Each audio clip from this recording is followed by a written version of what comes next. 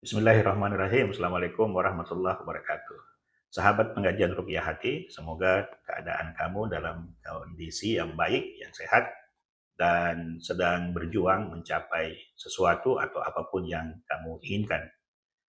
Kembali kita ingatkan bahwa emosi itu, terutama sekali yang negatif, itu bisa memberikan dampak buruk bagi kehidupan kita semua, kehidupan manusia secara umum. Karena itu, kita yang aktif di pengajian Ruqyah Hati harus senantiasa memperhatikan emosi-emosi tersebut. Atau secara umum kita perhatikan, kita selalu melihat ke dalam diri kita, bukan keluar, tapi selalu melihat ke dalam diri kita. Karena melihat diri itu jauh lebih bermanfaat daripada melihat ke luar atau melihat ke dalam diri orang lain.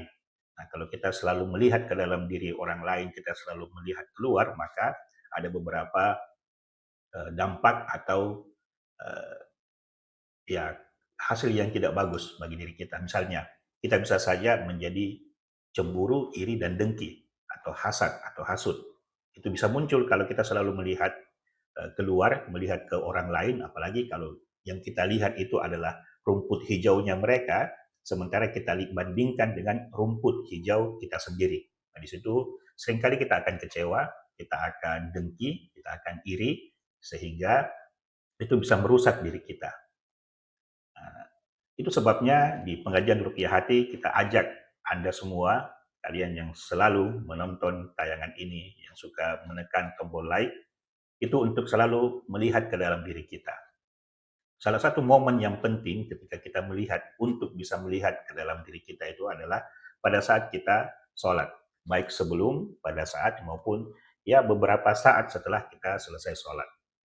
Itu adalah momen-momen di mana kita bisa uh, dengan sengaja melihat ke dalam diri sendiri, atau bahasa umumnya adalah kita introspeksi diri kita. Kita perhatikan diri kita. Ada dua, perhatikan pikiran-pikiran kita dan perhatikan emosi-emosi kita. Kalaupun kita sulit memeriksa, sulit memperhatikan emosi kita, paling tidak kita bisa memperhatikan apa-apa saja yang kita pikirkan. Itu jauh lebih mudah mungkin bagi sebagian atau sebagian besar orang. Nah, salah satu hal yang sangat sering kita lupakan, ya, atau yang luput ketika kita melihat ke dalam diri itu adalah kita seringkali tidak mampu atau eh, jarang melihat hal-hal yang baik pada diri kita, hal-hal yang atau kenikmatan-kenikmatan yang sudah kita alami, kenikmatan-kenikmatan, kesuksesan-kesuksesan, kesenangan-kesenangan yang sudah kita rasakan. Nah, ini imbasnya adalah kita tidak bersyukur kepada Allah Subhanahu wa taala. Nah, di sisi lain, kita juga hanya mampu melihat kadang-kadang, ya, hanya sampai mentok kepada kesenangan itu sendiri. Hanya sampai mentok kepada kebahagiaan itu sendiri, kesuksesan itu sendiri. Padahal kita diajar supaya mampu melihat di balik kesenangan itu ada Allah. Kita diajar, dilatih supaya mampu melihat di balik kesuksesan itu ada Allah.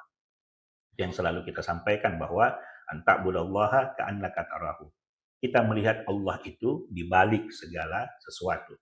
Bahwa di kesuksesan yang kita alami saat ini, di belakangnya atau di baliknya adalah Allah Subhanahu wa taala. Posisi, jabatan yang kita pegang, yang kita emban saat ini, di belakangnya itu ada Allah Subhanahu wa taala.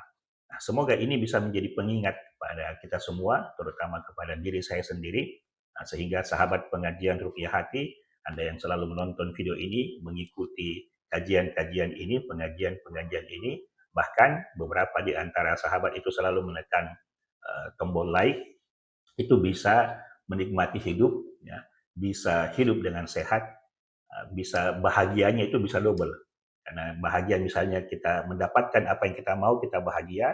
Kemudian setelah kita dapatkan yang kita mau itu, kita berhasil melihat Allah di belakang kebahagiaan itu, maka kita dapatkan dua kebahagiaan.